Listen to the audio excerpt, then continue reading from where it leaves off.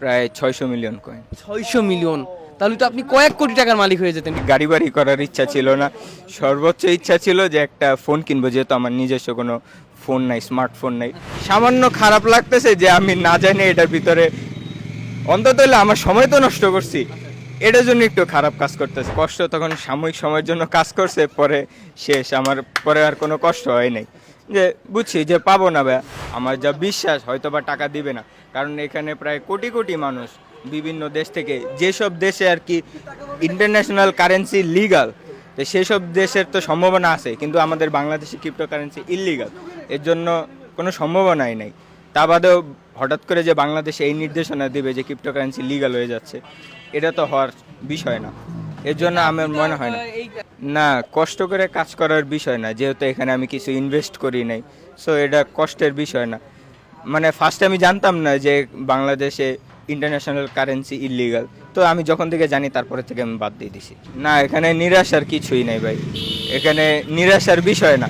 যারা জেনে শুনে করতো ওদের জন্য নিরাশার কিছুই না, কিন্তু যারা জানে না যে বাংলাদেশে ক্রিপ্টোকারেন্সি ইললিগাল, তাদের তারা তো হতাশায় ভুগতেছে। আর না একটুও কষ্ট আছে না, সিরিয়াসলি সত্যি করে বলতেছি, কষ্টে কিছু নেই। সামান্য খারাপ লাগতেছে যে আমি না জানি এটার ভিতরে, অন্তত হলে আমার সময় তো নষ্ট করছি, এটার জন্য একটু খারাপ কাজ করতেছে, কিন্তু এছাড়া আর কিছুই না। গাড়ি বাড়ি করার ইচ্ছা ছিল না, সর্বোচ্চ ইচ্ছা ছিল যে একটা ফোন কিনবো, যেহেতু আমার নিজস্ব কোনো ফোন নাই, স্মার্টফোন নাই। এটুকু ইচ্ছা ছিল যে ওইটা দিয়ে একটা স্মার্টফোন কিনবো। পরে যখন থেকে জানছি, তারপরে থেকে ওই আশা বাদ দিয়ে দিছি, এতটুকুই। কষ্ট নিয়েছিলাম বলতে, কষ্ট তখন সাময়িক সময়ের জন্য কাজ করছে, পরে শেষ। আমার পরে আর কোনো কষ্ট হয় নাই, যে বুঝছি যে পাবো না ভাই। আর তখন এত বেশি ছিল না আমার কাছে, এজন্য এতটা কষ্ট হয় নাই, সামান্য একটু খারাপ লাগছিল আর কি।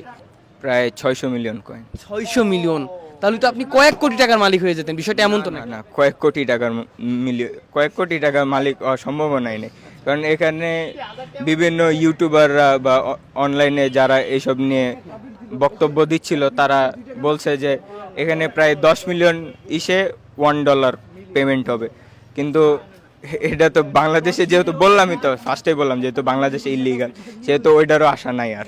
আসলে ভাই এই বিষয়ে চিন্তা ভাবনা করতাম, বাট সত্যি কথা হলো গার্লফ্রেন্ডই নেই। যদি গার্লফ্রেন্ড থাকতো তাহলে এই চিন্তা ভাবনা থাকতো কিনা যে এবার গার্লফ্রেন্ডকে নিয়ে অন্তত ঘুরতে যাব। হ্যাঁ হয়তো বা থাকতো। না না, এরকম কোনো আশাই ছিল না, এরকম কোনো আশাই ছিল না। আসলে আমি এই সাময়িক রিলেশনের পক্ষে না।